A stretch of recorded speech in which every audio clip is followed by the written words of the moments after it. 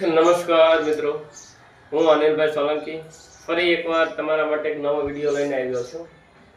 મિત્રો, આ વિડીયોમાં આપણે જાણશું કે બે વસ્તુ. કઈ કઈ બે વસ્તુ જાણવાની છે? એક કે નાની નાની સંખ્યા હોય અને એવી સંખ્યા જે સંખ્યાનો આપણને ઘડીયો આવડી શકે, આ નાની સંખ્યાનો લસા કઈ રીતે મેળવાય. અને બીજી વસ્તુ આપણે એ જાણવાની છે કે મિત્રો, બધાને ખ્યાલ છે કે ગુસા અને લસા. ગુસાનું પૂરું નામ હોય છે ગુરુત્તમ સામાન્ય અવયવ, જ્યારે લસાનું પૂરું નામ હોય છે લઘુત્તમ સામાન્ય અવયવ. અવયવ અવયવ નહીં મિત્રો, લસાનું પૂરું નામ આવે છે લઘુત્તમ સામાન્ય અવયવી. લઘુત્તમ સામાન્ય અવયવી યાદ રાખજો.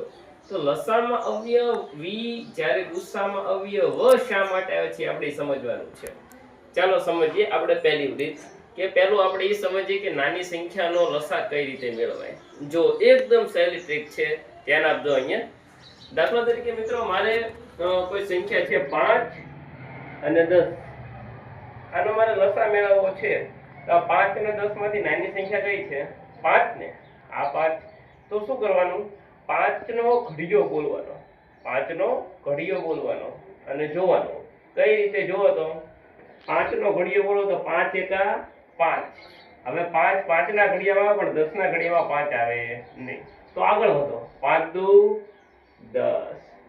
તો 5 ના ઘડિયામાં 10 આવે, 10 ના ઘડિયામાં 10 આવે. તો આ બંનેનો તમે લસા ગોતશો તો લસા પણ કેટલો આવશે? 10. સમજાણું? હજી એક જોઈએ. દાખલા તરીકે હું લઉં 18 અને 12. આ બંનેનો મારે લસા ગોતવો છે. તો કઈ રીતે મેળવશું? મેં કીધું એમ, નાની સંખ્યાનો ઘડિયો બોલવાનો. ચાલો સૌથી પહેલા નાની સંખ્યાનો ઘડિયાની શરૂઆત કરીએ તો કે 12. 12 એકા 12. 12 પોતાના ઘડિયામાં, પણ 18 ના ઘડિયામાં કે 12 આવતું નથી. તો આગળ વધો. 12 દુ 24. શું 12 ના ઘડિયામાં 24 આવે? હા આવે. શું 18 ના ઘડિયામાં 24 આવે? ના છે, 18 ના ઘડિયામાં 24 આવે નહીં. તો હજી આગળ વધો. 12 બાદુ 24, 12 તેરી 36. જો મિત્રો, 12 ના ઘડિયામાં 36 આવે? હા આવે. 18 ના ઘડિયામાં 36 આવે? હા આવે. તો મિત્રો 18 અને 12 નો લસા પણ કેટલો થશે? 36 થશે. ચાલો હજી હું એક આપું છું. આપણે એમ કરીએ કે ધારો કે 6 અને 9. 6 અને 9 નો લસા લઈએ. 6 અને 9 નો લસા લઈએ. ચાલો લઈએ. નાનો સંખ્યા કઈ છે? 6 છે મિત્રો. તો ચાલો 6 નો ઘડિયો 6 એકા 6. 6 પોતાના ઘડિયામાં આવે, પણ 9 ના ઘડિયામાં કે 6 આવે. તો આગળ વધો. 6 દુ 12. ચાલો 6 ના ઘડિયામાં 12 આવે, પણ 9 ના ઘડિયામાં કે 12 નથી આવતા. તો ન ચાલે. હજી આગળ વધો. 6 તેરી 18. 6 ના ઘડિયામાં 18 આવ્યા, 9 ના ઘડિયામાં 18 આવ્યા. હા આયા. તો બંનેના ઘડિયામાં આવતો હોવાથી 6 અને 9 નો લસા કેટલો થશે? 18.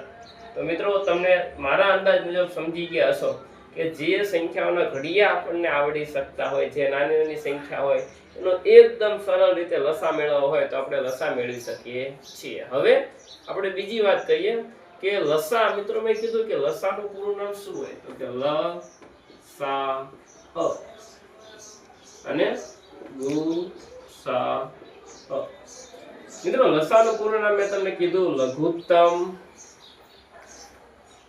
સામાન્ય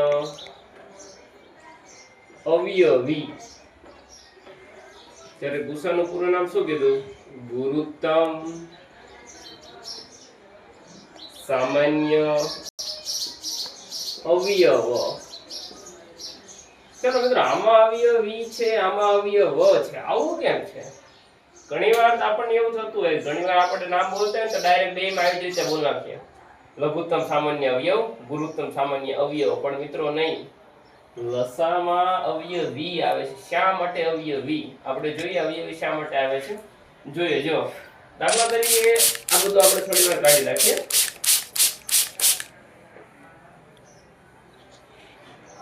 ચાલો 5 અને 10 ની વાત કરીએ. 5 અને 10 નો લસા આપણે 10 આવ્યો હતો. તો પહેલા આપણે 5 અને 10 ના ગુસા મેળવીએ. જોઈજો મિત્રો, ગુસા મેળવવા માટે આપણે એનો ઘર બનાવશું, નિશાની બનાવશું. તો આનો 5 વડે ભાગ ચાલે, 5 એકા 5. આનો ભાગ કોના વડે ચાલશે? પહેલા 2 વડે ચાલે, 5 એકા 5, 5 દુ 10, અને અહીંયા 5 એકા 5. હવે બંનેમાંથી જે સામાન્ય હોય એને શું કહેવાય? બંનેનો ગુસા. ગુસા. તો 5 અને 10 નો ગુસા કેટલો થશે? 5. હવે આપણે મિત્રો એ સમજીએ કે આ એનું નામ શા માટે છે. આપણે મિત્રો 5 ના અવયવ લખીએ. 5 ના અવયવ તો કે 5 નો અવયવ એક તો 1 થાય અને એક 5 પોતે થાય. 10 ના અવયવ લખીએ તો 10 ના અવયવમાં 1 આવે, 2 આવે, 5 આવે અને 10 પોતે આવે. હવે બંનેમાંથી અવયવ લેવાના ખરા, પણ કેવા? સામાન્ય, મતલબ જે બંનેમાં હોય. બંનેમાં અવયવ કયા કયા છે? જો તો એક છે 1, એક છે 5. તો આ બંનેમાંથી લેવો કયો? બંનેમાંથી સામાન્ય અવયવ તો આપણે લઈ લીધા. આ બંનેમાં 1 1 છે, હા તો 1 બહાર કાઢ્યો. બંનેમાં 5 5 છે તો આપણે 5 બહાર કાઢ્યા. તો આ બંનેમાંથી લેવો કયો? કયાને આપણે ગુસા કહેવો? 1 ને કહેવો કે 5 ને કહેવો? તારે આખું શબ્દમાંથી ધ્યાન દેવું. ગુરુત્તમ. ગુરુત્તમ એટલે કે મોટામાં મોટો. અને મોટામાં મોટો કયો છે? 1નો કે 5નો? 5. કોણ આવશે મિત્રો? 5. અને મોટામાં મોટો અવયવ થશે એનો 5. એટલા માટે 5 અને 10 નો ગુસા આપણને હમણાં પણ કેટલો મળ્યો હતો? 5. મતલબ એવું કહેવા માંગે છે કે આપેલી સંખ્યા છે, આપેલી સંખ્યાના અવયવ પાડો અને બંને અવયવમાંથી જે સામાન્ય બેયમાં હોય એવા અવયવ લ્યો, અને એમાં કયો લેવાનો? ગુરુત્તમ એટલે કે મોટામાં મોટો. સમજાણું મિત્રો? હવે આપણે સમજીએ લસાનું પૂરું નામ આવું શા માટે છે. ચાલો લસાનું પૂરું નામ માટે આપણે એ સમજીએ. ધારો કે 5 અને 10 નો લસા હમણાં જ આપણે 10 મેળવ્યો હતો. તો 5 લસામાં મિત્રો અવયવી છે. 5 ના અવયવી લખીએ તો શું બને? 5 એકા 5, 5 દુ 10, 5 તેરી 15, 5 ચોક 20, પાયો પાયો 25, 5 છંગ 30. હાલો 10 ના લખો. 10 ના અવયવી 10 એકા 10, 10 દુ 20, 10 તેરી 30, 10 ચોકું 40, 10 પંચું 50. આગળ ચાલશે, આમાં પણ આગળ ચાલશે. હવે શું કીધું છે? અવયવ લેવાનો, પણ કેવો? સામાન્ય, મતલબ જે બંનેમાં હોય. બંનેમાં હોય અવયવ આપણે લઈએ. જોવો તો આમાં 10 છે, આમાં 10 છે, તો 10 બહાર નીકળ્યા.